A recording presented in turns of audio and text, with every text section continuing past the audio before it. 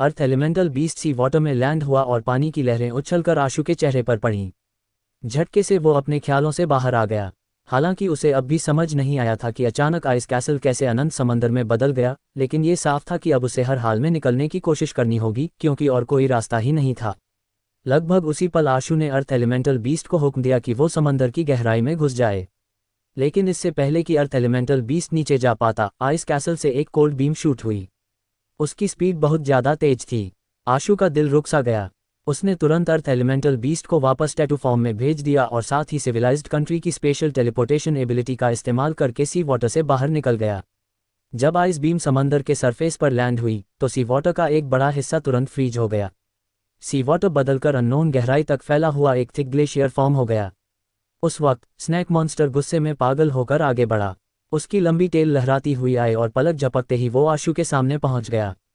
उसकी 6 बाजुएं मानो मौत का तूफान सा साथ ला रही थीं। पागलपन में उसने स्पेस को चीरते हुए तेजी से अटैक किए, जैसे कि आशु को टुकड़े टुकड़े कर देना चाहता हो। आशु ने दांत भींच लिए और तुरंत टायरेंट बेहेमोथ को बुलाया ताकि वो उस स्नैक मॉन्स्टर का मुकाबला कर सके। टायरेंट बेहेमोथ ने दहाड़ मारते हुए अपनी एब्सोल्यूट स्ट्रेंथ एक्टिवेट की और पूरी रफ्तार से उस मॉन्स्टर की तरफ चार्ज कर गया। खून की धारें फूट पड़ी। टायरेंट बेहेमोथ के एक्सट्रीमली हार्ड शरीर पर गहरे जख्म आ गए थे। कुछ तो जख्म इतने गहरे थे कि उनमें से टूटी हुई बोन्स तक साफ नजर आ रही थीं। टायरेंट बेहेमोथ दर्द में चीखता हुआ हवा में पीछे की तरफ उड़ गया और जाकर आइस ग्लेशियर से टकरा गया। इम्पैक्ट से उसने थिक ग्लेशियर को शैटर कर दिया और दरार से ढेर सारा सी वाटर बाहर बह निकला। आशु ने इस मौके का फायदा उठाया और तुरंत दर्जनों मीटर पीछे हट गया। उसी पल उसने टायरेंट बेहेमोथ को वापस बुलाया और इनविजिबिलिटी रोब पहनते ही गायब हो गया। स्नैक मॉन्स्टर ने चारों तरफ नजर दौड़ाई, लेकिन उसे आशु कहीं नजर नहीं आया। वो खुद को रोक नहीं पाया और उस महिला की तरफ मुड़कर गुस्से में दहाड़ते हुए बोला, तुम उस ह्यूमन को वापस लाई थी, क्या वो तुम्हारे साथ मिला हुआ है?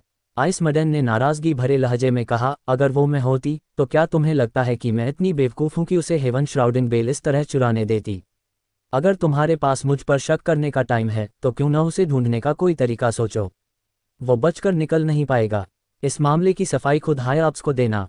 स्नैक मॉन्स्टर को लगा कि आइस मडन की बात सही है, लेकिन फिर भी उसने नफरत से बात की और फिर आशु को ढूंढना शुरू कर दिया। उसी की तरह आइस मडन भी आशु को हर जगह ढूंढने लगी। आशु ने इनविजिबिलिटी रोब पहना हुआ था और अपनी 3 मिनट की इनविजिबिलिटी का इस्तेमाल करके समंदर में कूद गया और पूरी ताकत लगाकर गहराई की तरफ तैरने लगा। यहाँ का सी वाटर बहुत डीप था। जब आशु गहराई में डाइव कर रहा था तो उसे समंदर के बॉटम में हल्की रोशनी के धब्बे दिखाई दिए जो स्टॉर्स की तरह लग रहे थे। हालांकि ये स्टॉर्स कलरफुल थे। इसने आशु को वोल्केनो के अंदर के लिक्विड की याद दिला दी। जैसे जैसे आशु और गहराई में डाइव करता गया, उसे एहसास हुआ कि वो सही था। समंदर के बॉटम में अनगिनत कलरफुल स्प्रिंग थे जिनसे तरह तरह के कलरफुल लिक्विड बाहर आ रहे थे। जैसे ही कलरफुल लिक्विड से क्रिस्टल जैसे ऑब्जेक्ट्स बाहर निकले, वे सी वाटर के कांटेक्ट में आते ही अलग अलग डायमेंशनल क्रीचर में ट्रांसफॉर्म हो गए। लेकिन वे पहले वाले वोल्केनिक रीजन से अलग थे। यहाँ के dimensional creature basically sea creatures थे। क्या मैं वाकई में अपनी असली जगह पर नहीं हूँ? आशु को रोने का मन कर रहा था क्योंकि वो डीप सी के बेहेमोथ को समंदर में तैरते हुए देख रहा था। अब आशु को यकीन हो गया था कि टेलीपोर्टेशन के दौरान कुछ गड़बड़ हुई थी, लेकिन ऐसा क्यों हुआ? आशु ने एक पल सोचा। दी सेलेस्तारा को उसकी मदद चाहिए थी क्योंकि उसे बेल की जरूरत थी, इसलिए वो यकीनन कोई चाल नहीं चलती। 9 टेल्ड फॉक्स के पास भी उससे पंगा लेने का कोई रीज़न नहीं था अगर वो चाहती थी कि वो एम्परर ऑफ जानबाज को उसका मैसेज दे। इसके अलावा 9 टेल्ड फॉक्स ने आशु को पल भी दी थी। अगर आशु वापस नहीं जा पाता तो इसमें उसका कोई फ़ायदा नहीं होता। बहुत दिमाग लगाने के बाद भी आशु वजह का पता नहीं लगा सका। अब आशु का ज़्यादा सोचने का बिल्कुल भी मन नहीं था। इनविजिबिलिटी रोब की एब्सोल्यूट इनविजिबिलिटी उसके पास ज़्यादा वक्त नहीं बचा था, इसीलिए उसे जल्द से जल्द आइस मडन और स्नैक मॉन्स्टर से पीछा छुड़ाने का कोई तरीका सोचना था। आशु अंदाजा लगा सकता था कि अगर वे उसे ढूंढ लेते हैं तो उसकी मौत यकीनन खौफनाक होगी। इस बड़े से समंदर में आशु के पास छिपने की ज़्यादा जगहें नहीं थीं। वो बस समंदर की और गहराई में डाइव करता रहा। उसने एक स्प्रिंग ढूंढकर उसमें छिपने का फैसला किया। आशु असल में आइज ऑफ लेगेसी का इस्तेमाल करके एक डायमेंशनल क्रीचर में ट्रांसफॉर्म होने की सोच रहा था, लेकिन पास में कोई लो लेवल लेजेंडरी क्रीचर नहीं था। एक एपिक क्रीचर को सिम्युलेट करने में काफ़ी वक्त लगता था, इसलिए उसके कामयाब होने से पहले ही इनविजिबिलिटी का वक्त खत्म हो जाता। स्प्रिंग वो जगह थी जहां डायमेंशनल क्रीचर प्रोड्यूस हो रहे थे। इसके अलावा वहां वे अनगिनत तादाद में थे। स्नैक मॉन्स्टर और आइस मडन के लिए उसे ढूंढना इतना आसान नहीं होना चाहिए था। आशु के पास केयरफुली चूज करने का वक्त नहीं था। 3 मिनट की इनविजिबिलिटी बहुत कम थी। उसके पास ज़्यादा ऑप्शन भी नहीं थे, इसलिए वो पास के एक स्प्रिंग की तरफ तैरने लगा। वो ब्लू कलर के लिक्विड का स्प्रिंग था। आशु पहले भी उसी ब्लू लिक्विड से बाहर आया था, इसलिए ये उसे ज़्यादा सेफ लगा। जैसे जैसे उसने ब्लू स्प्रिंग को अपनी नज़रों के सामने बड़ा होते हुए देखा, उसके अंदर का ब्लू लिक्विड अपने आप को सी वाटर से अलग कर रहा था, ठीक वैसे ही जैसे पानी और ऑयल कभी नहीं मिलते। आशु ने उस ब्लू लिक्विड में डाइव किया और उसे दिखा कि ये कुछ हद तक पहले वाले ब्लू लिक्विड जैसा ही था। हालांकि इसमें कुछ फ़र्क भी था। यहाँ का ब्लू लिक्विड कलर में ज़्यादा डार्क और टेम्परेचर के मामले में कोल्ड था। यह अच्छी बात थी कि इसका टेम्परेचर आशु के शरीर को डैमेज पहुंचाने के लिए काफ़ी नहीं था। आशु स्प्रिंग में और भी गहराई तक गया और खुद को छिपाने की पूरी कोशिश करने लगा। ब्लू लिक्विड के बॉटम में एक ब्लू क्रिस्टल था। उसकी क्रिस्टल बॉडी होना कोई चौंकाने वाली बात नहीं थी। अजीब बात यह थी कि पहले आशु ने जितने भी क्रिस्टल देखे थे वे बहुत डेंसली अरेंज होते थे। वे बहुत सारे थे, लेकिन ये क्रिस्टल बॉडी अकेली थी। इसके आसपास कोई वैसी ही क्रिस्टल बॉडी दिखाई नहीं दे रही थी। ये ब्लू क्रिस्टल एक पाइनएप्पल की तरह था जिसके कई एजेस थे। इसका साइज लगभग एक बास्केटबॉल जितना था। कहीं ऐसा तो नहीं कि सभी क्रिस्टल बॉडी बाहर निकलने के बाद सिर्फ यही एक बची हो। आशु ने मन ही मन अंदाज़ा लगाया। ऐसा इसलिए था क्योंकि उसने कई स्प्रिंग देखे थे जिनसे बड़ी तादाद में डायमेंशनल क्रीचर बाहर निकले थे। ये मुमकिन ही नहीं था कि वहाँ शुरुआत से सिर्फ एक ही क्रिस्टल हो। आशु का ज़्यादा सोचने का मन नहीं था और वो क्रिस्टल के पास छिपा हुआ था। इनविजिबिलिटी रोब की 3 मिनट की इनविजिबिलिटी खत्म हो चुकी थी। हालांकि वो अभी भी विजुअली इनविजिबल था, पर उसकी एब्सोल्यूट इनविजिबिलिटी जा चुकी थी। आशु ने अपने ऑरा को कन्वर्ज किया और बिना ज़रा भी मूव हुए छिपा रहा। वो वापस लौटने का कोई तरीका ढूंढने से पहले अपनी जिंदगी बचाकर रखना चाहता था। मगर आशु के चेहरे के एक्सप्रेशंस तुरंत बिगड़ गए। ऐसा इसलिए था क्योंकि ट्रुथ लिसनर ने पहले ही पता लगा लिया था कि आइसमडन और स्नैक मॉन्स्टर दोनों नीचे की तरफ तैरकर आ रहे थे।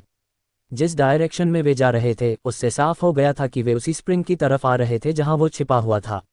अरे यार, कहीं इस बेल में ही तो कोई दिक्कत नहीं है।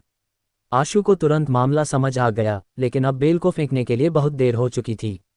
अगर वो अभी बाहर निकलता तो ये मौत को दावत देने से कम नहीं था। आशु उस क्रिस्टल के पास बिना हिले डुले छिपा रहा, और वाकई में आइसमडन और स्नैक मॉन्स्टर ब्लू स्प्रिंग के बाहर आ गए। आइसमडन ने ब्लू स्प्रिंग की तरफ देखा और कहा, हेवन श्राउडिंग बेल अंदर है। स्नैक मॉन्स्टर ने उसकी तरफ देखा और कहा, क्या तुम्हें यकीन है? क्या तुम्हें लगता है कि मैं कोई गलती कर सकती हूँ? आइसमडन ने कहा और स्प्रिंग में दाखिल हो गई। स्नैक मॉन्स्टर ने गुस्से का घूंट पिया और कुछ और नहीं बोला। वो भी आइसमडन के पीछे पीछे स्प्रिंग में एंटर हो गया। तुमने कहा था कि वो यहीं है। कहाँ है वो? स्नैक मॉन्स्टर ने चारों तरफ नज़र दौड़ाई, लेकिन उसे आशु नहीं दिखा। क्लियरली वो लोगों को ढूंढने में माहिर नहीं था। आइसमडन ने बेपरवाही से कहा, वो वहीं है। क्या तुम उसे देख नहीं सकते? ये कहकर उसने लापरवाही से आशु के छिपने की जगह पर एक आइस बीम शूट कर दी। आशु के पास डॉज करने के लिए मूव होने के अलावा कोई चारा नहीं था। शुक्र है वो पानी में फुर्तीला था, इसलिए आइस बीम से बचने के लिए उसे टेलीपोर्टेशन का इस्तेमाल नहीं करना पड़ा। हालांकि जैसे ही वो मूव हुआ, स्नैक मॉन्स्टर ने तुरंत उसकी लोकेशन को डिस्कवर कर लिया। भले ही आशु विजुअली इनविजिबल था, पर इसका कोई फायदा नहीं हुआ। स्नैक मॉन्स्टर आशु की तरफ बढ़ा और उसके खौफनाक विंड ब्लेड भी क्रिस क्रॉस होते हुए आशु पर स्लैश करने लगे। आशु की मूवमेंट टेक्निक शानदार थी, लेकिन उसकी रफ्तार अभी भी स्नैक मॉन्स्टर से बहुत धीमी थी। कुछ विंड ब्लेड को डॉज करने के बाद वो उनसे डिफेंड नहीं कर पाया। अब उसके पास फिर से टेलीपोर्टेशन का इस्तेमाल करने के अलावा कोई ऑप्शन नहीं था। स्नैक मॉन्स्टर के विंड ब्लेड जो स्पेस को भी स्लाइस कर सकते थे, आशु को चोट नहीं पहुंचा पाए। जब वो पूरी रफ्तार से आगे बढ़ा तो एक विंड ब्लेड उसके पीछे मौजूद क्रिस्टल से जा टकराया, जिससे उस पर एक दरार आ गई। जैसे ही आशु ने अर्थ एलिमेंटल बीस्ट को बुलाने के बारे में सोचा ताकि वो समंदर के बॉटम पर मौजूद रॉक्स का इस्तेमाल करके बच सके, तभी उसे अचानक ज़मीन के नीचे से आती हुई खौफनाक वाइब्रेशन महसूस हुई। फिर नीचे से एक जोरदार पावर बाहर निकली, जिसने स्प्रिंग में मौजूद हर चीज़ को बाहर फेंक दिया।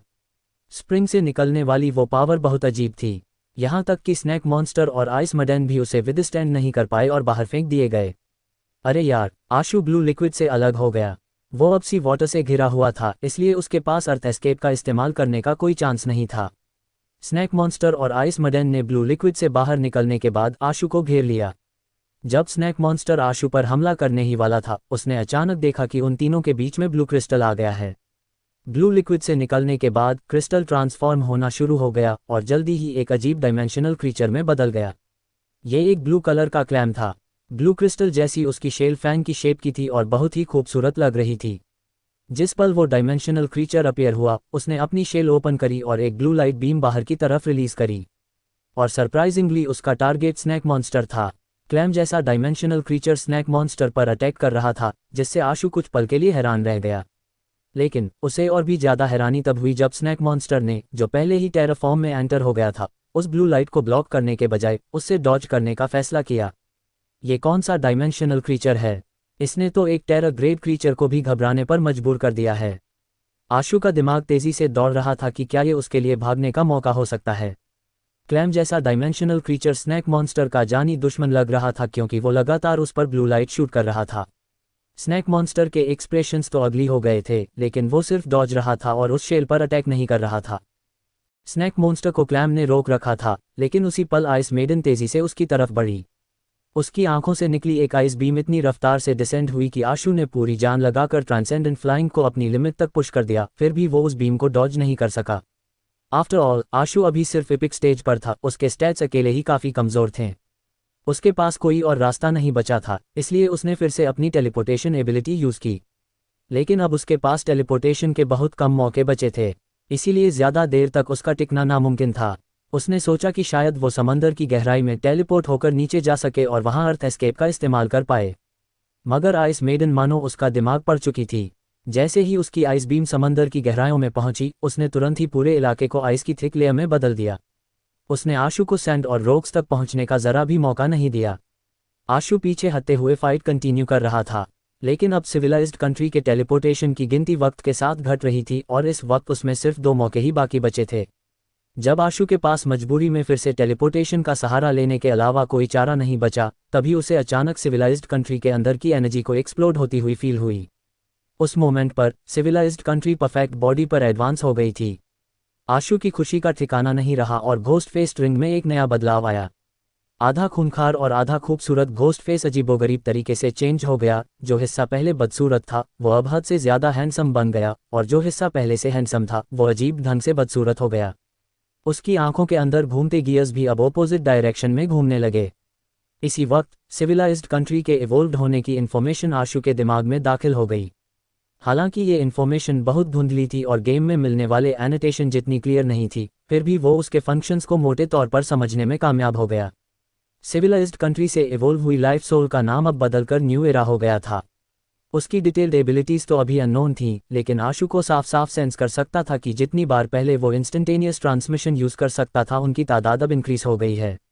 उसे ये तो नहीं पता था कि वो अब कितनी बार इसे यूज़ कर सकता है, लेकिन इतना तय था कि अब ये 10 से कहीं ज़्यादा है। ग्रेट! आशु के होंठों पर संतोष भरी मुस्कान तैर गई। आशु ने देखा कि आइस मेडन ने फिर से एक आइस बीम शूट की। पीछे हटने की कोई जगह ना होने पर आशु ने दोबारा अपनी टेलीपोर्टेशन एबिलिटी का यूज़ किया।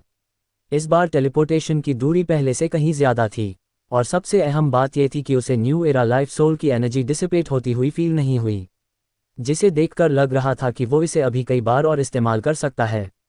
आशु लगातार टेलीपोर्ट करता रहा ताकि आइस मेडन से पीछा छुड़ा सके, लेकिन जल्द ही उसे एहसास हुआ कि समंदर के अंदर ऐसा करना नामुमकिन है। आइस मेडन के पास दरअसल वाटर एस्केप स्किल थी, जिससे वो समंदर में कहीं भी गायब और अपीयर हो सकती थी, मानो किलोमीटरों की दूरी तय करते हुए इंस्टेंट ट्रांसमिशन कर रही हो। आशु को शक हुआ कि आइस कैसल का वोल्केनिक एरिया से समंदर में बदलना दरअसल उस बेल से जुड़ा है जिसे आइस मेडन पहले ही बजा चुकी थी। उसने भी अपने हाथ में पकड़ी बेल को बजाने की कोशिश की, लेकिन चाहे वो जितनी भी उसे हिलाए, बेल से कोई आवाज़ नहीं निकली। उसे याद आया कि जब आइस मेडन ने बेल बजाई थी तब वो अपनी टेरर स्टेट में एंटर हो गई थी। इस ख्याल के साथ कि शायद ये बेल सिर्फ टेरर ग्रेड पर ही इस्तेमाल की जा सकती है, उसके पास इस पर गिव अप करने के अलावा कोई चारा नहीं था। वो समंदर के सरफेस पर टेलीपोर्ट हुआ और आइस मेडन भी उसका पीछा करते हुए ऊपर आ गई। इसी बीच जब स्नैक मॉन्स्टर ने क्लैम को झटका देकर अलग कर दिया तो उसने भी उसका पीछा करना शुरू कर दिया। उसने देखा कि आइस मेडन अब भी आशु के पीछे लगी हुई है और उसका पीछा नहीं छोड़ रही, तो उसने चैन की सांस ली और तेजी से उनके पीछे भाग पड़ा। आशु ने आसमान में बार बार टेलीपोर्टेशन का इस्तेमाल किया और कुछ वक्त के लिए वो आइस मेडन से दूरी बनाने में कामयाब भी हुआ, लेकिन जैसे ही वो रुकता, आइस मेडन पलक झपकते ही उसके करीब पहुंच जाती। आशु ने अंदाज़ा लगाया कि आइस मेडन के पास बेल को सेंस करने का कोई खास तरीका है। जब तक वो बेल को पूरी तरह फेंक ना दे तब तक उससे पीछा छुड़ाना लगभग नामुमकिन है। हालांकि न्यू एरा के साथ वो कई बार टेलीपोर्ट कर सकता था, लेकिन ये इन्फिनिट नहीं था। आशु जानता था कि इसकी एनर्जी एक ना एक वक्त पर खत्म हो जाएगी। इसलिए उसे इससे पहले कोई रास्ता निकालना ही होगा ताकि वो सही सलामत निकल सके। कुछ देर सोचने के बाद आशु ने लगातार टेलीपोर्टेशन का यूज़ किया और आइस मेडन से दूरी बनाते हुए समंदर की तरफ भागने लगा। आशु की किस्मत बुरी नहीं थी। उसने एक स्प्रिंग से अभी अभी निकले डायमेंशनल क्रिएचर्स के ग्रुप को देखा। उनमें से ज़्यादातर मोरटल क्लास के थे और कभी कभार उसे कुछ लेजेंडरी क्लास के भी नजर आए। अब ये क्रिएचर्स वही थे जिनकी आशु को ज़रूरत थी। वो तुरंत उनकी तरफ दौड़ पड़ा और eyes of legacy life soul की एबिलिटी इस्तेमाल करके एक mortal class golden scaled fish को स्कैन करना शुरू कर दिया। क्योंकि वो एक मोरटल क्रिएचर था, इसलिए जाहिर सी बात है कि स्कैनिंग टाइम भी बहुत कम था। पलक झपकते ही आशु गोल्डन स्केल्ड फिश में ट्रांसफॉर्म हो गया और गोल्डन स्केल्ड फिश के ग्रुप में घुल मिल गया। अनफॉर्चुनेटली बेल को कैश स्पेस में स्टोर नहीं किया जा सकता था, इसीलिए आशु के ट्रांसफॉर्म होने के बाद भी वो बेल उसकी फिन से लटकी रही। वो कहाँ गया? स्नैक मॉन्स्टर ने आकर पूछा जब उसने आइस मेडन को रुकते देखा। वो ठीक नीचे है। वो फिर से सेम ट्रिक दोहराना चाहता है, इसलिए मैंने अनजान बनने का नाटक किया और उसका पीछा नहीं किया। मैं तुम्हारे आने का इंतज़ार कर रही थी ताकि हम दोनों मिलकर उसे पकड़ें और उसे दोबारा भागने से रोक सकें, आइस मेडन ने कहा। स्नैक मॉन्स्टर तुरंत उसकी बात समझ गया और बोला, क्या वो फिर से स्नोकैट बन गया? वो स्नोकैट नहीं बल्कि गोल्डन स्केल फिश है, आइस मेडन ने कहा। उसकी ट्रांसफॉर्मेशन टेक्निक थोड़ी अजीब है। मैं भी साफ साफ नहीं बता सकती कि वो किस डायमेंशनल क्रिएचर में ट्रांसफॉर्म हुआ है। अगर उसके पास वो हेवन श्राउडिंग बेल ना होती तो उसे ढूंढ पाना बेहद मुश्किल हो जाता। वो कहाँ है? हमें जल्दी से वो हेवन श्राउडिंग बेल वापस लेनी होगी ताकि कोई अनहोनी ना हो, स्नैक मॉन्स्टर ने कहा। ठीक है, हम दोनों तरफ से उसे घेर लेंगे और भागने का कोई मौका नहीं देंगे, आइस मेडन ने आशु की तरफ इशारा करते हुए कहा। हेवन श्राउडिंग बेल उसी के पास है। ध्यान से देखो, तुम्हें साफ पता चल जाएगा कि वो कौन है। इतना कहकर आइस मेडन एक तरफ से समंदर में कूद गई और स्नैक मॉन्स्टर दूसरी ओर से अंदर गया ताकि दोनों मिलकर पिंसर अटैक कर सकें। जैसे ही आशु ने आइस मेडन और स्नैक मॉन्स्टर को समंदर में उतरते देखा, उसे समझ आ गया कि उसकी ट्रांसफॉर्मेशन टेक्निक अब बेकार हो चुकी है। वो तुरंत भाग निकलना चाहता था, लेकिन स्नैक मॉन्स्टर ने उसे कोई चांस नहीं दिया। विंड ब्लेड समंदर को चीरते हुए आशु पर बरस पड़े और उसे एनवेलप कर लिया। आशु के पास और कोई रास्ता नहीं बचा। उसने तुरंत अपनी लाइफ सोल को स्विच करी और फिर से टेलीपोर्टेशन का इस्तेमाल करके स्नैक मॉन्स्टर के अटैक से बच निकला। मगर जैसे ही वो टेलीपोर्ट हुआ, उसने सामने आइस मेडन को देखा। एक चमचमाती आइस बीम डायरेक्ट उस पर शाइन हो रही थी। अब टेलीपोर्टेशन काम का नहीं रहा। वो आइस मेडन के बहुत करीब था और आइस बीम इतनी फास्ट थी कि आशु उसकी रफ्तार का मुकाबला नहीं कर सका। फिर भी उसके रिच कॉम्बैट एक्सपीरियंस से ट्रेन हुई इंट्यूशन की वजह से आशु ने अभी भी टेलीपोर्टेशन को यूज़ किया और उस स्ट्राइक को डॉज कर दिया। लेकिन जैसे ही वो टेलीपोर्ट होकर बाहर निकला, उसने महसूस किया कि किसी ने उसके सिर, हाथ और पैरों को ऐसे पकड़ लिया है मानो लोहे की जंजीरें बांध दी गई हों। आशु के मन में खतरे की घंटियां बज उठी। जिसने उसे पकड़ा था वो 6 बाजुओं वाला स्नैक मॉन्स्टर था। उसकी ऊपर वाली बाजुओं ने आशु का सिर दबोच रखा था, बीच की बाजुओं ने उसकी कलाई पकड़ ली थी और नीचे की बाजुओं ने उसके पैर जकड़ लिए थे।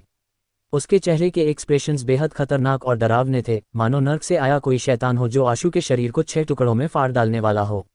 बिना किसी झिझक के आशु ने डॉक्टर डार्कनेस के डार्कनेस राइट हैंड का इस्तेमाल किया। उसका राइट हैंड अचानक नथिंगनेस में बदल गया और स्नैक मॉन्स्टर की पकड़ से आज़ाद हो गया। उसने अपना हाथ डायरेक्ट उसके सिर में घुसा दिया, ये उम्मीद करते हुए कि वो उसका दिमाग खींचकर बाहर निकाल सके। आशु को तुरंत एहसास हुआ कि उसका ख्याल कुछ ज़्यादा ही आदर्शवादी था।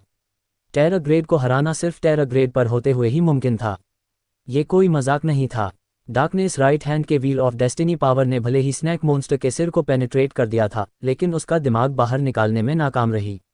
उसका दिमाग एक बुल के टेंडन की तरह सख्त था। आशु के लिए उसे खींच पाना बिल्कुल नामुमकिन था।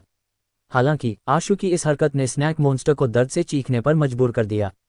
उसी पल उसके चेहरे पर गुस्सा और भी ज्यादा भड़क उठा। उसने अपनी बाकी 5 बाजुओं में पूरी ताकत झोंक दी, मानो आशु के शरीर को फाड़कर टुकड़े टुकड़े कर देना चाहता हो। आशु का शरीर स्नैक मॉन्स्टर की अजीब पावर से बुरी तरह रिस्ट्रेन था, जिसकी वजह से वो टेलीपोर्ट भी नहीं कर पा रहा था। अचानक उसके पूरे शरीर में रूह को कंपा देने वाला दर्द दौड़ पड़ा, मानो उसकी मसल्स और बोन किसी भी पल स्नैक मॉन्स्टर द्वारा अलग अलग कर दी जाएंगी। अब बस रिस्क लेना ही पड़ेगा, आशु ने दांत भींचते हुए सोचा। उसने अपना राइट हैंड पीछे खींचा और उसमें हेवन श्राउडिंग बेल पकड़ ली, फिर तुरंत डार्कनेस राइट हैंड का दोबारा इस्तेमाल किया। स्नैक मॉन्स्टर ने अपना सिर पकड़ लिया और दर्द से चीख उठा। दरअसल आशु ने डार्कनेस राइट हैंड का इस्तेमाल करते हुए हेवन श्राउडिंग बेल डायरेक्ट उसके सिर के अंदर ठूंस दी। उसने ये काम बस यूं ही बिना सोचे किया था और उसे उम्मीद नहीं थी कि इसका कोई बड़ा असर होगा। असल में उसने तो पहले ही हेवन श्राउडिंग बेल को छोड़ देने का सोच लिया था।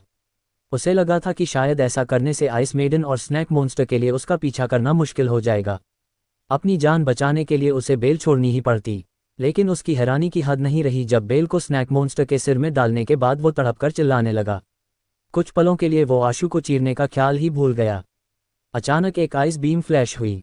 जैसे ही आशु उसे डॉज करने ही वाला था, उसने महसूस किया कि वो आइस बीम उसकी तरफ नहीं आ रही थी। ये आइस बीम बहुत ज्यादा टेरिफाइंग थी। अब तक जो आइस बीम्स आशु ने देखी थीं, वे सभी तो इसकी कोल्डनेस के मुकाबले वार्म थीं। आइस बीम सीधा उस लाचार स्नैक मॉन्स्टर पर लैंड हुई और उसे आइस में कवर करते हुए पूरी तरह फ्रीज कर दिया। आशु ने तुरंत मौका देखकर अपने पैरों को पकड़े हुए दोनों हाथों से छुटकारा पाया और आखिरकार उसे आज़ादी मिल गई। क्या उसने गलती से मिस्टेक कर गलत पसंद को हिट कर दिया? आशु ने ठिठक कर उस स्नैक मॉन्स्टर की तरफ देखा, जिसके चेहरे पर खौफ और दर्द साफ झलक रहा था। वो जरा भी हिलडुल नहीं पा रहा था और पूरी तरह आइस में बदल चुका था। ये कोई गलती नहीं थी, ऐसा जानबूझकर किया गया था। इन्हीं ख्यालों के साथ आशु ने आइस मेडन की तरफ नजर डाली। आइस मेडन ने उस पर दोबारा अटैक नहीं किया। उसने कोल्ड निगाहों से देखते हुए कहा, तुम्हारे पास जो फॉक्स कोड है वो 9-टैल्ड फॉक्स का ही है, सही कह रही हूं ना? ये सुनकर आशु के चेहरे पर खुशी झलक उठी। हाँ, क्या तुम उसे जानती हो?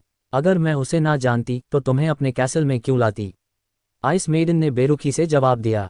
आशु पहले से ही इस बात को लेकर सोचता आ रहा था कि आइस मेडन आखिर उसे आइस कैसल के अंदर क्यों लेकर गई थी।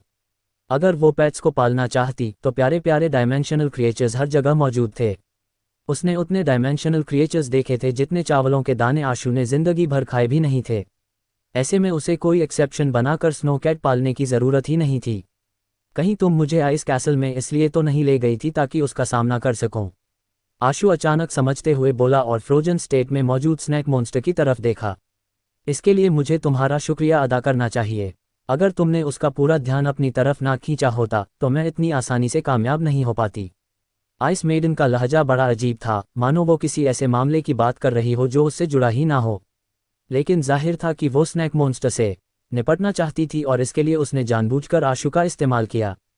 तो फिर ये समझ लो कि मैंने तुम्हारा एक काम कर दिया। क्योंकि सब 9-टैल्ड फॉक्स के दोस्त हैं तो आज की बात को भूल जाते हैं और ऐसा प्रिटेंड करते हैं जैसा कुछ हुआ ही ना हो। आशु ने कहा, क्या 9-टैल्ड फॉक्स ने ही तुम्हें हेवन श्राउडिंग बेल चुराने के लिए कहा था? आइस मेडन ने उसकी बातों को नज़रअंदाज करते हुए सीधा सवाल दागा। आशु एक पल के लिए चुप रह गया। अगर आइस मेडन 9-टैल्ड फॉक्स की दुश्मन हुई तो हाँ कहने पर उसका जिंदा बच पाना बहुत मुश्किल था। लेकिन अगर आइस मेडन 9-टैल्ड फॉक्स की दोस्त हुई और उसने नहीं कहा तो शायद जीने का एक बड़ा मौका उसके हाथ से निकल जाता। पल भर में सोचते हुए आशु ने रिस्क लेना तय किया और तुरंत जवाब दिया, हाँ। उसने तुम्हें हेवन श्राउडिंग बेल चुराने के लिए क्यों कहा? आइस मेडन ने फिर पूछा। आइस मेडन के चेहरे पर गुस्से का कोई निशान ना देखकर आशु समझ गया कि उसने सही दांव लगाया था। उसने कहा, मैं उस बारे में कुछ नहीं जानता। मुझे तो बस उसने इस बेल को चुराने का काम सौंपा था। इसके अलावा मैं एम्परर ऑफ जानबाज से मिलना चाहता हूं और 9-टैल्ड फॉक्स का एक मैसेज उन तक पहुंचाना चाहता हूं। कौन सा मैसेज? आइस मेडन ने अपनी त्योरियां चढ़ाकर पूछा। तुम एम्परर ऑफ जानबाज नहीं हो, इसीलिए मुझे तुम्हें यह बताना सही नहीं लग रहा, आशु ने थोड़ा सोचकर कहा। तुम्हें बताने की जरूरत नहीं है, आइस मेडन ने रूखेपन से कहा। ठीक है, उसने सिर्फ थिंक नॉट कहा था। आशु को लगा कि अगर हो सके तो मुकालात करने की जगह मुलाकात से काम करना ही सबसे अच्छा होगा। अगर वह सच में थिंक नॉट का मतलब जानती तो तुम्हें हेवन श्राउडिंग बेल चुराने के लिए नहीं भेजती, आइस मेडन ने अपने होठों को सिकोड़ते हुए कहा। फिर उसके हाथों से एक आइस बीम निकली। जब वह आइस बीम स्नैक मॉन्स्टर पर लैंड हुई तो उसने धीरे धीरे उसके शरीर को डिसइंटीग्रेट करना शुरू कर दिया और फिर वह आइस शॉट्स में बिखर गया। और यह नज़ारा देखकर आशु की रूह कांप उठी। वह स्नैक मॉन्स्टर एक टेरर ग्रेड क्रिएचर था, लेकिन उसे बस यूं ही मार दिया गया। आइस शॉट्स के बीच में एक प्राइमोडियल एनर्जी स्किल क्रिस्टल और हेवन श्राउडिंग बेल दिखाई दिए। बदकिस्मती से उनमें से कोई भी आशु को बिलोंग नहीं करता था। आइस मेडन ने लापरवाही से अपना हाथ हिलाया और वह स्किल क्रिस्टल उसके हाथ में आ गया। एम्परर ऑफ जानबाज एक क्रिमिनल है। जिस जगह उसे कैद किया गया है वह बेहद खतरनाक डायमेंशन है। तुम्हारी स्ट्रेंथ के साथ तुम उसमें दाखिल होने के लिए स्ट्रांग नहीं हो। क्या ये डायमेंशन नहीं है? आशु ने उलझन में पूछा। इसे केवल पृथ्वी और उस डायमेंशन के बीच का एक बफर जोन माना जा सकता है। यह कोई ट्रू डायमेंशन नहीं है। अगर तुम सच में उस डायमेंशन में जाओ और अगर तुम टेरर ग्रेड के नहीं हो तो तुम्हारे लिए वहां जिंदा रहना भी मुश्किल होगा। यह इतना आसान कैसे हो सकता है? आइस मेडेन ने रुककर आगे कहा, अगर तुम्हें मौत से डर नहीं लगता तो मैं तुम्हें रास्ता दिखा सकती हूँ और तुम्हें एम्परर ऑफ जानबाज से मिलने के लिए उस डायमेंशन में जाने दे सकती हूँ। तुम उस डायमेंशन में सर्वाइव कर पाओगे या नहीं ये तुम्हारी किस्मत पर डिपेंड करेगा। जब यह इतना खतरनाक है तो मेरे लिए ना जाना ही बेहतर है, आशु ने कहा। तुम्हें एक काम सौंपा गया है तो तुम बीच रास्ते में हार कैसे मान सकते हो? आइस मेडेन रुकी और उसने कहा, यह हेवन श्राउडिंग बेल अपने साथ ले जाओ। शायद तुम्हारे पास जहां एम्परर ऑफ जानबाज कैद है वहां पर जिंदा पहुंचने का चांस होगा। आशु को आइस मेडेन से ऐसे शब्द सुनने की उम्मीद बिल्कुल नहीं थी। वह खुश हो गया, लेकिन अगले ही पल उसका दिल इंजन की तरह धड़कने लगा क्योंकि उसे कुछ गड़बड़ महसूस हुई। जब आइस मेडेन ने हेवन श्राउडिंग बेल उसकी तरफ फेंकी तो उसने अचानक एक आइस बीम शूट की। वह इतनी फास्ट और रूथलेस थी कि उस आइस बीम से बिल्कुल भी इंफीरियर नहीं थी जिसने स्नैक मॉन्स्टर को फ्रीज कर दिया था। सच ही कहा जाता है कि औरतें सबसे ज्यादा खतरनाक होती हैं। आशु ने तुरंत टेलीपोर्टेशन का इस्तेमाल किया और फोर्सफुली आइस मेडेन के परसूट से बच निकला। समंदर में दाखिल होने के बाद आशु ने एक बार फिर आइज ऑफ लेगेसी का इस्तेमाल करके खुद को एक सी टाइप डायमेंशनल क्रिएचर में बदल लिया। इस बार भले ही आइस मेडेन आसमान में उसके पास से उड़कर गुजरी, लेकिन वह उसे पहचान नहीं सकी। तू भाग नहीं पाएगा, ये जगह ना तो पृथ्वी है और ना ही डायमेंशन। यहाँ से बाहर निकलने का कोई रास्ता नहीं। अगर अभी बाहर आ जाएगा तो मैं तुझे आसान मौत दे दूंगी। हवा में तैरती हुई आइस मेडेन ने नाराजगी भरी आवाज में कहा, जैसे उसे पूरा यकीन हो कि आशु यहीं आसपास छिपा हुआ है। आशु नेचुरली उसे जवाब नहीं दे सकता था। जवाब देना उसकी लोकेशन को उजागर करने के बराबर होता। आइस मेडेन जैसी बेरहम क्रिएचर उसे किसी भी कीमत पर जिंदा नहीं छोड़ती। हेवन श्राउडिंग बेल उसके पास ना होने की वजह से आइस मेडेन आशु और बाकी डायमेंशनल क्रिएचर्स में फर्क नहीं कर पा रही थी, जिसका फायदा उठाते हुए आशु उन्हीं डायमेंशनल क्रिएचर्स के साथ बहते हुए धीरे धीरे उस इलाके से दूर चला गया। लेकिन इन डायमेंशनल क्रिएचर्स के पास भी अपना एक टेरिटोरियल सेंस था, जिस वजह से वे ज्यादा दूर तक नहीं जाते थे। इसलिए आशु के पास कोई चारा नहीं बचा सिवाय इसके कि वह खुद को किसी और डायमेंशनल क्रिएचर में बदल ले। वह लगातार दूर और दूर जाता गया, बस इस उम्मीद में कि आइस मेडेन से छुटकारा पा सके। आशु एक फिश में ट्रांसफॉर्म होकर तैर रहा था कि अचानक उसके सामने ब्लू ग्लो अपीयर हुआ। वह बिल्कुल ऐसे लग रहा था जैसे कोई चमकता हुआ नीलम हो। आशु ने गौर से देखा तो समझ आया कि वह दरअसल ब्लू क्लैम था। उसे एहसास ही नहीं हुआ कि वह फिर से उसी स्प्रिंग के पास लौट आया है जिसमें ब्लू लिक्विड मौजूद था। यह कोई नहीं जानता था कि यह क्लैम आखिर आया कहाँ से था, लेकिन उसने एक स्नैक मॉन्स्टर जैसे एक खौफनाक एक्सपर्ट को भी पीछे हटने पर मजबूर कर दिया था। ये जाहिर करता है कि इसमें ज़बरदस्त पावर थी, लेकिन आशु ने उस ब्लू लाइट को अपनी आंखों से देखा था जिसे उसने बाहर रिलीज की थी। वह उतनी पावरफुल नहीं लग रही थी जितनी उसने इमेजिन की थी। ना तो उस ब्लू लाइट की रफ्तार तेज थी, ना ही उसमें कोई चौंका देने वाली ताक दिखाई दी। आशु समझ नहीं पा रहा था कि आखिर स्नैक मॉन्स्टर खुद ब खुद पीछे क्यों हटा था। इस वक्त आशु अपनी जान बचाने के लिए भाग रहा था, इसलिए उसके पास क्लैम की एबिलिटीज को परखने का ना तो वक्त था और ना ही दिलचस्पी। वह किसी मुसीबत को दावत भी नहीं देना चाहता था। क्लैम चुपचाप सैंड पर मोशनलेस पड़ा रहा, मानो आशु के आने से उसे कोई फर्क ही ना पड़ा हो। स्नैक मॉन्स्टर पर अटैक करने के अलावा उसने किसी और डायमेंशनल क्रिएचर पर कोई अटैक नहीं किया था। आशु ने देखा कि एक फिएंट क्लॉफिश उसके पास से तैर कर गुजरी, लेकिन उसने फिर भी कोई रिएक्शन नहीं दिया। जब आशु क्लैम को गौर से देख ही रहा था तभी अचानक पास ही वॉइड लाइटनिंग अपीयर हुई। जिस भी डायमेंशनल क्रिएचर पर वह लैंड हुई वे उसी तरह गायब हो गए जैसे वॉल्केनिक जोन में गायब हुए थे। अगर यह वॉइड लाइटनिंग वाकई में एक स्पेशियल रिफ्ट है जो पृथ्वी के डायमेंशनल जोन से कनेक्टेड है, तो क्या मैं इसी से होते हुए इस जगह से बाहर निकल सकता हूँ? आशु के मन में पहले भी ऐसे ख्याल आए थे, मगर वह इसे आजमा नहीं पाया था, क्योंकि अगर उसका अंदाज़ा गलत निकला या ह्यूमन बॉडी वॉइड लाइटनिंग की पावर विथस्टैंड नहीं कर पाई तो उसका अंत था। इसी सोच में डूबा आशु अचानक समंदर के सरफेस से आती एक कोल्ड आवाज़ सुनता है जो बिना किसी शक के आइस मेडेन की थी। अगर जीना चाहते हो तो हम बात कर सकते हैं। 9 टेल्ड फॉक्स का कोर मुझे सौंप दो, मैं तुम्हारी जान बख्श दूंगी। लेकिन अच्छे से सोच लो, 3 घंटे बाद मैं यहाँ से चली जाऊंगी। उस वक्त ना तुम पृथ्वी पर लौट पाओगे, ना डायमेंशन में दाखिल हो पाओगे, बस यहीं फंस कर मरोगे। तो उसे 9 टेल्ड फॉक्स ने जो मुझे पल दी थी वह चाहिए, लेकिन हो सकता है ये सिर्फ मुझे बाहर निकालकर मारने का बहाना हो। यही सोचकर आशु तनिक भी नहीं हिला। आइस मेडेन की आवाज़ फिर गूंजी, बेहतर होगा कि मुझ पर यकीन करो। बहुत कम डायमेंशनल एक्सपर्ट्स इस जगह में दाखिल हो सकते हैं। हज़ारों सालों तक यहाँ कोई नहीं आएगा। तुम्हारे पास सिर्फ 3 घंटे हैं। अगर सचमुच जिंदा रहना चाहते हो तो कैसल में आकर मुझसे मिल लेना। इतना कहकर वह वापस आइस कैसल में लौट गई। शुरुआत में आशु को शक था कि आइस मेडेन बस उसे बाहर निकालने के लिए झांसा दे रही है, लेकिन बाद में उसे एहसास हुआ कि वह सचमुच कैसल लौट गई थी। आशु सीक्रेटली आइस कैसल की विसिनिटी में पहुंचा और देखा कि अंदर कोई भी मूवमेंट नहीं हो रही थी। जहां तक आइस मेडेन की बात थी, वह वाकई अंदर मौजूद थी। देखने से लग रहा था कि उसे सचमुच आशु को ढूंढने में कोई दिलचस्पी नहीं थी। अगर आइस मेडेन सचमुच उसे वॉल्केनिक एरिया में वापस ले जा सकती, तो आशु नाइन टेल्ड फॉक्स की पल उसे सौंपने को तैयार था। आफ्टर ऑल, उसकी जान से बढ़कर कुछ नहीं था। प्रॉब्लम बस यही थी कि कोई नहीं जानता था कि आइस मेडेन अपने वादे पर कायम भी रहेगी या नहीं। काफ़ी देर सोचने के बाद भी आशु कोई फैसला नहीं कर सका। असल दिक्कत यह थी कि उसके पास टेरर ग्रेड की क्रिएचर से फाइट करने की एबिलिटी ही नहीं थी। अगर वह आइस कैसल में दाखिल होता तो पूरी तरह उसकी दया पर होता, और हाँ, यह अपनी जिंदगी उसके हाथों में सौंपने के बराबर था। काफ़ी देर तक आसपास के समंदर में चक्कर लगाने के बाद भी ये जगह एक एंडलेस समंदर ही लग रही थी।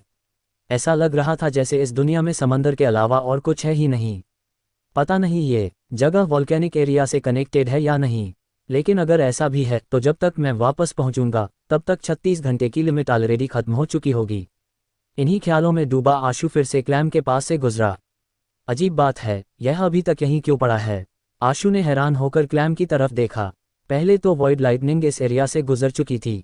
बाकी सभी डायमेंशनल क्रिएचर्स उस वॉइड लाइटनिंग में गायब हो चुके थे, लेकिन ये क्लैम अब भी मौजूद था। ये क्लियरली एबनॉर्मल था। इसे देखकर लगता है कि यह क्लैम वाकई कुछ हटके है। आशु के मन में उसकी एबिलिटीज को स्टडी करने का ख्याल आया, लेकिन ये रियलिटी थी, कोई गेम नहीं, इसलिए उसने कोई लापरवाही नहीं की। कुछ देर सोचने के बाद आशु ने आइज ऑफ लेगेसी का इस्तेमाल करके क्लैम को स्कैन करने की कोशिश की। उसका इरादा था ये देखने का कि क्या वह उसमें ट्रांसफॉर्म हो सकता है। as long as वह उसमें ट्रांसफॉर्म होने में कामयाब हो जाता तो उसे उसकी एबिलिटीज का पता चल जाता। आइज ऑफ लेगेसी ने उस नीलम जैसे क्लैम पर फोकस किया। उसकी मिरर जैसी आंखों में क्लैम की अपीयरेंस रिफ्लेक्ट हो रही थी। क्लैम वहीं मोशनलेस पड़ा रहा, जिससे आशु ने राहत की सांस ली। फिर अचानक उसकी आंखों में बड़े अमाउंट में प्राइमोडियल एनर्जी उमड़ पड़ी। क्लैम को सिम्युलेट करने में जितनी एनर्जी लग रही थी, उसने आशु को सचमुच चौंका दिया। ये लगभग उतनी ही थी जितनी तब लगी थी जब उसने टॉर्च ड्रैगन यंगलिंग को स्कैन किया था। काफ़ी देर तक स्कैन करने के बावजूद वह उसमें ट्रांसफॉर्म नहीं हो पाया, क्योंकि क्लैम के अंदर मौजूद इन्फॉर्मेशन बहुत ज़्यादा थी। आशु की प्राइमोडियल एनर्जी लगभग खत्म होने वाली थी।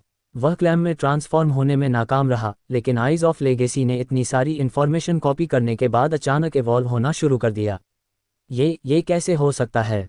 इतनी आसानी से इवॉल्व हो गई। आशु को अब भी यकीन नहीं हो रहा था, क्योंकि परफेक्ट बॉडी पर हुआ यह एडवांसमेंट बहुत अचानक था। लेकिन उसी वक्त उसके सीने में खुशी की लहर दौड़ गई। आइज ऑफ लेगेसी का परफेक्ट बॉडी में इवॉल्व होना इस बात का इशारा था कि उसकी कॉन्स्टिट्यूशन के कॉरस्पॉन्डिंग दोनों लाइफ सोल्स अब परफेक्ट बॉडी पर पहुंच चुकी थीं। उसका कॉन्स्टिट्यूशन फाइनली 41 तक पहुंचने वाला था। कई मिथिकल प्राइमोडियल एनर्जी स्किल्स जिन्हें वह पहले एब्जॉर्ब नहीं कर पाया था, अब वह उन्हें आजमाने की कोशिश कर सकता था। आइज ऑफ लेगेसी के ट्रांसफॉर्मेशन के साथ ही आशु ने महसूस किया कि एक रहस्यमयी एनर्जी उसके शरीर के अलग अलग हिस्सों में फैल रही थी। नसों में दौड़ते खून के साथ यह एनर्जी एक चौंका देने वाला बदलाव ला रही थी। आइस मेडेन ने हेवन श्राउडिंग बेल को वापस आइस कैसल के हॉल में रख दिया और आशु के आने का इंतजार करने लगी। वह आशु से झूठ नहीं बोल रही थी। प्लान के मुताबिक उसे 3 घंटे के अंदर यहाँ से जाना ही था, और यहाँ तक पहुँचने के लिए उसने हेवन श्राउडिंग बेल की स्ट्रेंथ का सहारा लिया था। एक बार उसके जाने के बाद उसे खुद भी नहीं पता था कि वह दोबारा कब लौट पाएगी। इस जगह पर लाखों करोड़ों सालों तक किसी का कदम तक ना पड़ना बिल्कुल आम बात थी। यहाँ मौजूद डायमेंशनल क्रिएचर्स इंसानों के लिए भले ही ट्रेजर जैसी चीज़ हो सकते थे, लेकिन डायमेंशनल क्रिएचर्स की नज़रों में वे बहुत ही वीक थे। वे तो बस पृथ्वी की सिविलाइजेशंस के बने हुए प्रोडक्ट थे। वक्त पर नज़र डाली तो यहाँ से निकलने की डेडलाइन में 15 मिनट से भी कम का वक्त बाकी था, लेकिन आशु का अब तक कोई अता पता नहीं था। लगता है वो नहीं आने वाला। अफसोस की बात है, अगर मैं नाइन टेल फॉक्स का कोर हासिल कर लूँ तो उसकी जान बख्श सकती थी। आइस मेडेन ने हल्की आवाज़ में खुद से ही बुदबुदाया। अचानक आइस मेडेन उठ खड़ी हुई और आइस कैसल के बाहर देखने लगी। उसने देखा कि दूर आसमान से आशु उड़ता हुआ आ रहा है और आइस कैसल के दरवाजे पर पहुंच गया है। तो तुम आखिरकार आ ही गए। आइस मेडेन हॉल से बाहर निकलकर बर्फीली सीढ़ियों पर आ खड़ी हुई। उसने आशु को देखते हुए कहा, अब केवल कुछ ही मिनट बचे हैं। आखिरकार तुमने समझदारी भरा फैसला लिया। फॉक्स कोर मुझे सौंप दो और मैं तुम्हें यहाँ से बाहर ले जाऊंगी। आशु ने आइस मेडेन की तरफ देखा और शांत आवाज़ में बोला, मैं तुम्हें बता देता हूँ कि मेरा तुम्हें कुछ भी देने का इरादा नहीं है। फॉक्स कोर तो दूर की बात है, मैं तुम्हें एक फूटी कौड़ी तक नहीं दूंगा। तो क्या तुम यहाँ बुढ़ापे से मरना चाहते हो? आइस मेडन ने बिना किसी इमोशन वाली आवाज़ के कहा। बिल्कुल नहीं, मैं तुम्हारे साथ ही निकलूंगा, आशु ने जवाब दिया। आइस मेडन ने हिकारत भरी नज़र से आशु को देखा और कहा, क्या तुम्हें सच में लगता है कि अगर तुम फॉक्स कोड नहीं दोगे तो मैं तुम्हें यहाँ से बाहर ले जाऊंगी? बिल्कुल, और इसमें तुम्हारी मर्जी की कोई जगह नहीं है, आशु ने सीरियस आवाज़ में कहा। ओह, तो मैं भी वजह जानना चाहती हूँ। आखिर क्यों मैं तुम्हें अपने साथ ले जाऊं? आइस मेडन नाराज़ नहीं हुई। उसकी नज़र में आशु की बातें वैसी ही थीं जैसे कोई चींटी हाथी के सामने अपनी ताकत का ढिंढोरा पीट रही हो, जो बस एक मजाक से ज़्यादा कुछ नहीं था। आशु ने कहा, बहुत सिंपल है। तुमने खुद कहा था कि तुम्हें 3 घंटे के अंदर इस जगह से निकलना है। ऐसे में अगर मैं आइस कैसल में चला जाऊं तो तुम्हारे पास कोई और चारा नहीं होगा। तुम्हें इंतज़ार करना पड़ेगा और जब 3 घंटे पूरे होंगे तभी तुम मुझे अपने साथ ले सकोगी। तो मतलब तुम खुद ही मेरे जाल में कदम रखने की सोच रहे हो? आइस मेडन ने ताने भरे लहजे में कहा। बाहर आशु को पकड़ पाना उसके लिए आसान नहीं था, क्योंकि आशु के पास टेलीपोर्टेशन एबिलिटी थी। लेकिन आइस कैसल की हदें लिमिटेड थीं और उस कैसल के अंदर आइस मेडन की पावर कई गुना बढ़ जाती थी। उसकी पावर पूरे आइस कैसल में फैल सकती थी, जिसका मतलब है कि जैसे ही आशु अंदर जाता उसके पास छिपने के लिए कोई जगह नहीं बचती। पहले वो आशु को चारे की तरह इस्तेमाल करना चाहती थी ताकि उस स्नैक मॉन्स्टर को बाहर निकालकर उसका काम तमाम कर सके।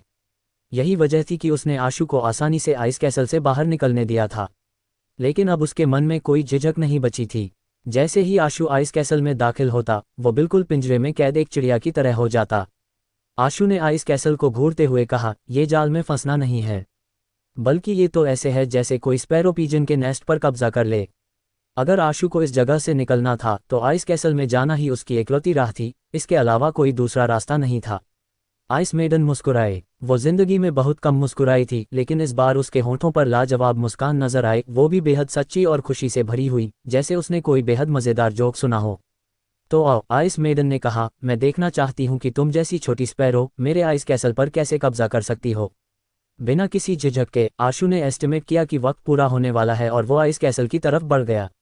आशु के अंदर कदम रखते ही आइस मेडन ने तुरंत हमला नहीं किया, बल्कि दिलचस्पी से उसे देखते हुए बोली, मैंने कई ह्यूमंस देखे हैं, लेकिन तुम पहले हो जो इतने नासमझ और घमंडी हो।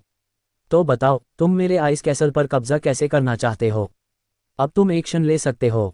इस पर आशु ने कहा, अगर तुम एक्शन नहीं लेना चाहती तो मैं भी एक अच्छा मेहमान बनकर रह सकता हूँ। आइस मेडन की आंखों में खतरनाक नाराजगी छा गई, जिसके साथ उसने आशु को घूरते हुए कहा, क्या तुम्हें पता है कि तुम किससे बात कर रहे हो? मैं भी तो यही पूछने वाला था, आशु ने जवाब दिया। सच तो ये था कि आशु को बिल्कुल नहीं पता था कि आइस मेडन असल में कौन थी। 9 टेल्ड फॉक्स ने तुम्हें हेवन श्राउडिंग बेल चुराने भेज दिया, लेकिन उसने तुम्हें ये नहीं बताया कि इसे 4 डीमन मोनार्क्स गार्ड कर रहे हैं। आइस मेडन ने कोल्ड आवाज में पूछा। अब ये 4 डीमन मोनार्क्स क्या हैं? आशु ने पूछा। कितना बेवकूफ़ और दयनीय ह्यूमन हो तुम। तुम्हें 4 डीमन मोनार्क्स के बारे में पता तक नहीं, और उस डीमन कंसोर्ट ने तुम्हें हेवन श्राउडिंग बेल चुराने के लिए भेज दिया। लेकिन ये भी सही है, नासमझ लोग ही बेखौफ होते हैं। अगर तुम्हें पता होता कि ये 4 डीमन मोनार्क्स किस तरह की शख्सियत हैं, तो शायद तुम यहाँ हेवन श्राउडिंग बेल चुराने आने की हिम्मत भी ना करते। आइस मेडन ने आगे कहा, पृथ्वी पर जिन्हें तुम वीक ह्यूमंस मिथिकल क्रिएचर्स कहते हो, वे असल में डायमेंशन स्पीशीज़ के लिए बलि के बकरों से ज़्यादा कुछ नहीं हैं। टेरा ग्रेड स्ट्रोंग बनने की राह की शुरुआत है। सिर्फ कैलेमिटी ग्रेड को ही डायमेंशन में एक मुकाम हासिल होता है। डीमन के 4 मोनार्क्स असल में 4 रॉयल फैमिलीज़ हैं। इन चारों रॉयल फैमिलीज़ के सभी वंशज कैलेमिटी ग्रेड पर ब्रेक थ्रू करने की काबिलियत रखते हैं, और मैं उन्हीं 4 रॉयल फैमिलीज़ में से एक आइस मोनार्क रेस की हूँ। तो तुम वाकई इतनी पावरफुल हो, तो क्या तुम अभी कैलेमिटी ग्रेड पर हो? आशु ने आइस मेडन से पूछा। आइस मेडन एक पल के लिए चुप रह गई। कैलेमिटी ग्रेड तक पहुंचना इतनी आसान बात थोड़ी थी। भले ही वो आइस मोनार्क रेस से ताल्लुक़ रखती थी, लेकिन अभी उसके पास बस कैलेमिटी ग्रेड तक पहुंचने का टैलेंट और पोटेंशियल ही था। रियलिटी में उस लेवल पर ब्रेक थ्रू करने के लिए सिर्फ टैलेंट और पोटेंशियल ही नहीं, बल्कि बेहिसाब रिसोर्सेज और अपने पर्सनल एफर्ट भी ज़रूरी थे। भले ही मैं कैलेमिटी ग्रेड पर ना हूँ, लेकिन तुम्हें मारना मेरे लिए हाथ को फ्लिप करने जितना आसान होगा, आइस मेडन मजाक उड़ाने वाले लहजे में कहा।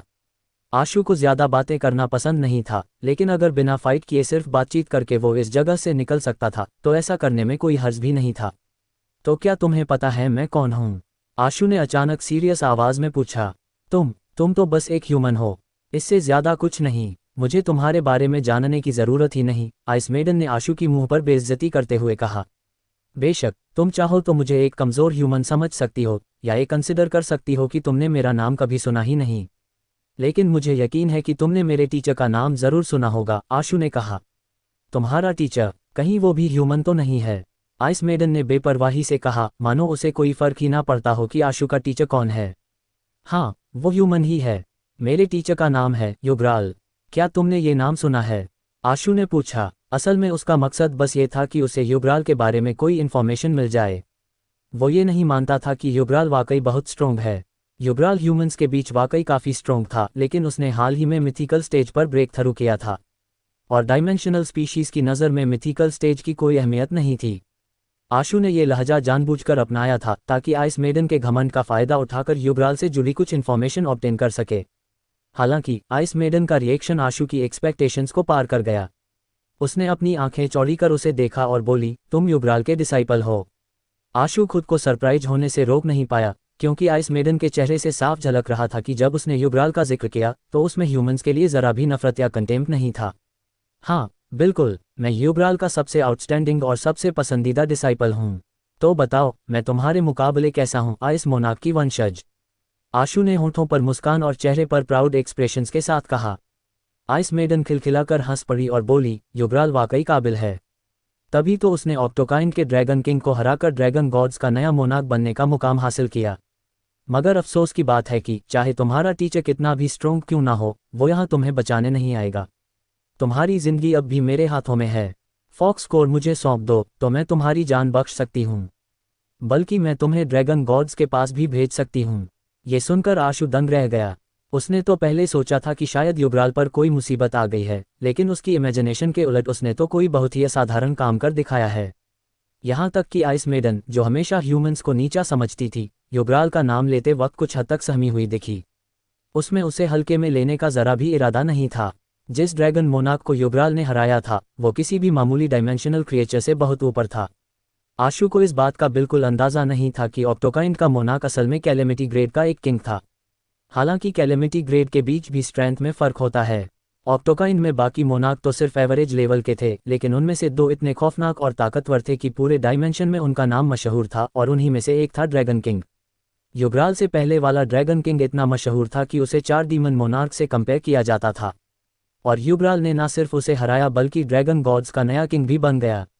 इस इंसिडेंट ने अनगिनत डायमेंशनल स्पीशीज़ को शॉक कर दिया था। ऐसे एक्सपर्ट को देखते हुए भले ही आइस मेडन मामूली ह्यूमंस को तुच्छ समझती हो, लेकिन वो भी उसे कभी कम नहीं आंक सकती थी। इसके अलावा असल मायनों में युगराल अब सिर्फ एक प्योर ह्यूमन नहीं रह गया था। आशु को नेचुरली इस बारे में कुछ पता नहीं था, लेकिन आइस मेडन के लहजे से उसे समझ आ गया कि युगराल डायमेंशन में काफ़ी अच्छा कर रहा है। उसने डिवाइन फ्रूट लिया था, फिर भी उसके साथ कोई बुरा हादसा नहीं हुआ। ये सोचकर आशु के दिल को काफ़ी तसल्ली मिली। आशु ने आइस मेडन की तरफ देखते हुए कहा, तुम डायमेंशनल स्पीशीज़ वाले पढ़ाई लिखाई में दिलचस्पी ही नहीं रखते। क्या तुमने ये कहावत नहीं सुनी, नील से नीला निकलता है पर नीला नील से भी गाढ़ा होता है? इसका क्या मतलब है? आइस मेडन को साफ साफ समझ आ गया कि ये इंसानी कहावत उसके लिए बिल्कुल नहीं थी। इसका मतलब ये है कि टीचर कितना भी इम्प्रेसिव क्यों ना हो, लेकिन उसके ट्रेन किए हुए स्टूडेंट्स उससे भी ज़्यादा इम्प्रेसिव निकल सकते हैं। आशु ने समझाते हुए कहा। आइस मेडन खुशी से हंस पड़ी। ये पहली बार था जब उसकी मुलाकात किसी आशु जैसे इंसान से हुई थी। युगराल वाकई पावरफुल था। ऐसा कोई नहीं था जो ड्रैगन किंग को हराने वाले इंसान की स्ट्रेंथ को नकार सके। लोग उसे उसी के मुताबिक इज्जत भी देते थे, लेकिन ये सब तभी था जब युगराल के पास वो इज्जत कमाने की काबिलियत होती। इसके अलावा युगराल एक गार्जियन के साथ फ्यूज़ हो गया था, इसलिए अब उसे ह्यूमन माना ही नहीं जाता था। गार्जियन से फ्यूज़न करने के बाद उसके शरीर पर अब ह्यूमन शैकल्स बाकी नहीं रहे थे। असल में युगराल अब डायमेंशनल जोन का हिस्सा माना जाता था, पृथ्वी का ह्यूमन नहीं। इसके उलट आशु तो पृथ्वी का एक प्योर ह्यूमन था, जो अभी तक मिथिकल स्टेज पर भी नहीं पहुंचा था, फिर भी वो ऐसी बातें करने की हिम्मत कर रहा था।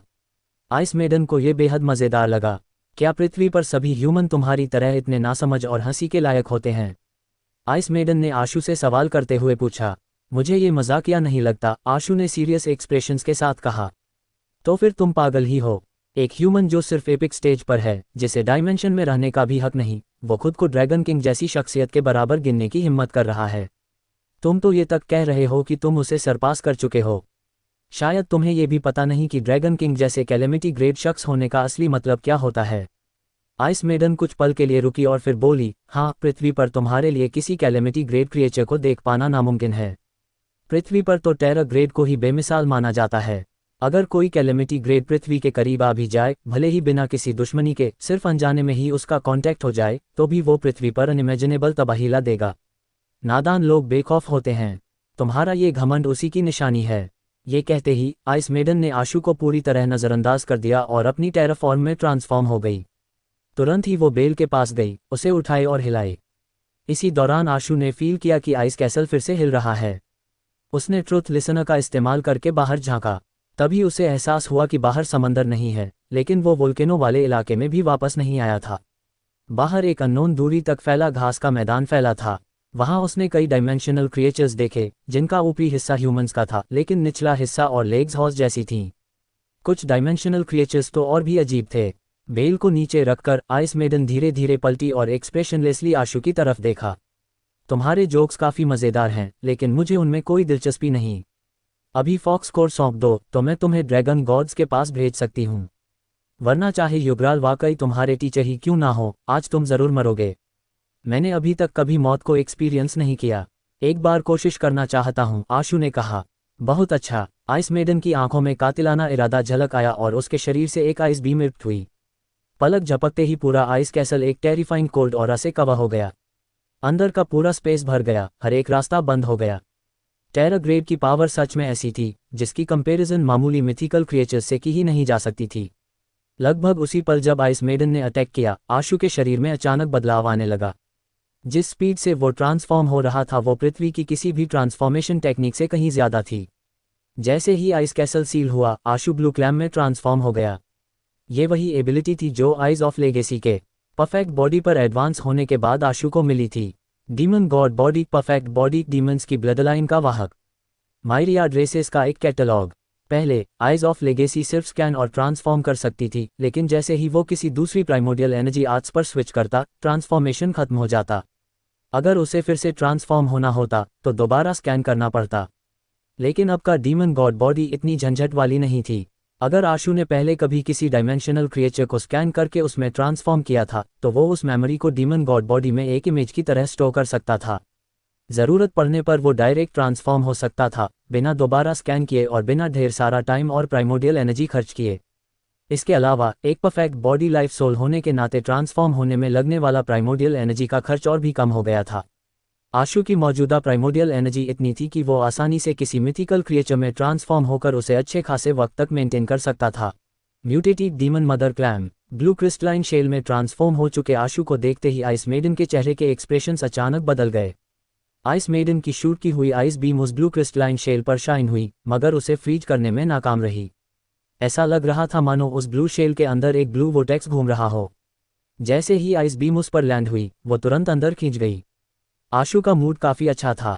उसकी लाइफ सोल के डीमन गॉड बॉडी में एडवांस होते ही उसने म्यूटेटेड डीमन मदर क्लैम का स्कैन पूरा कर लिया था और उसी में ट्रांसफॉर्म हो गया था।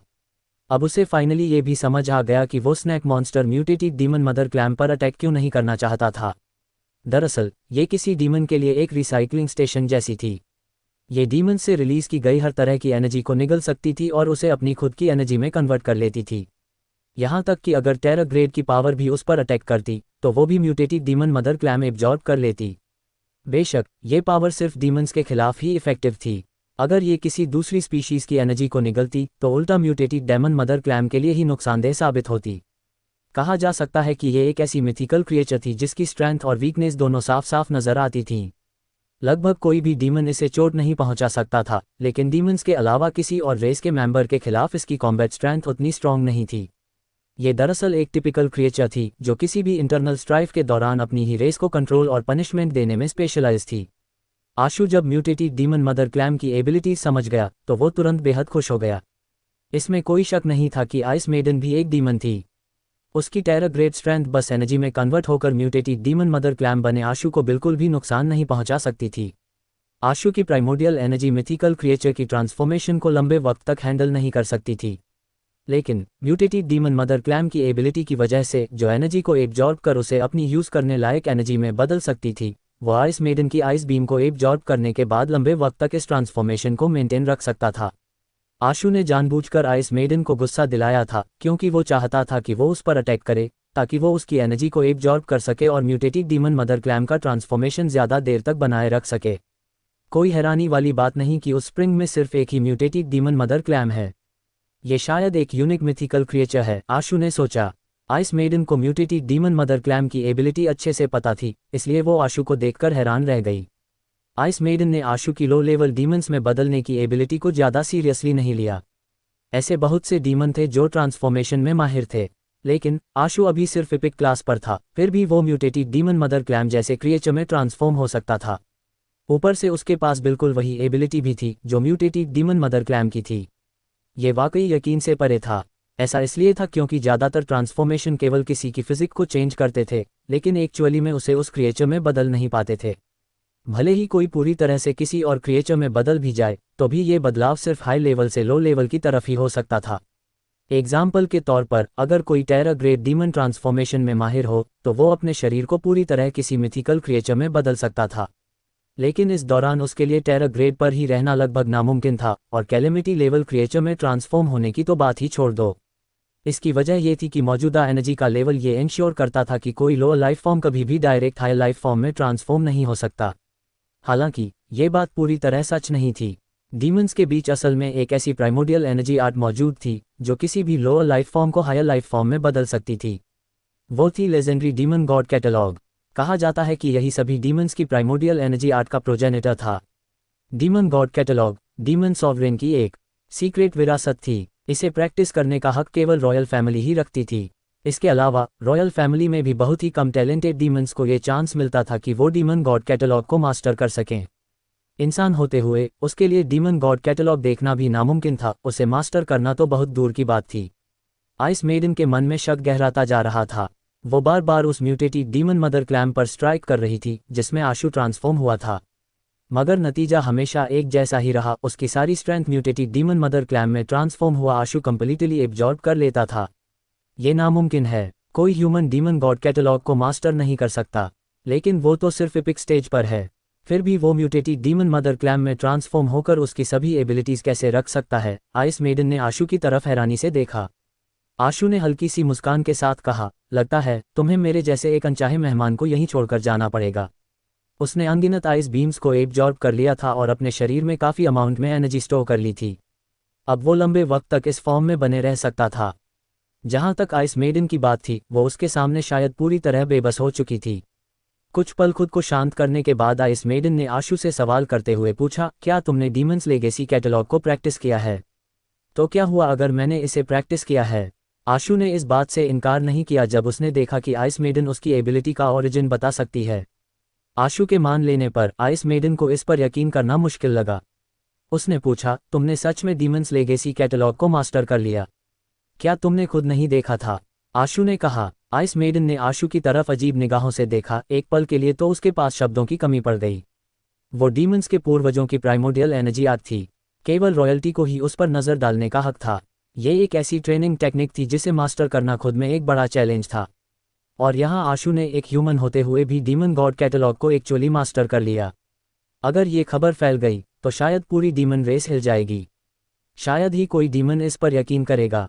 आइस मेडन तक को यकीन नहीं हो रहा था कि आशु ने सचमुच डीमन गॉड कैटलॉग को मास्टर कर लिया है।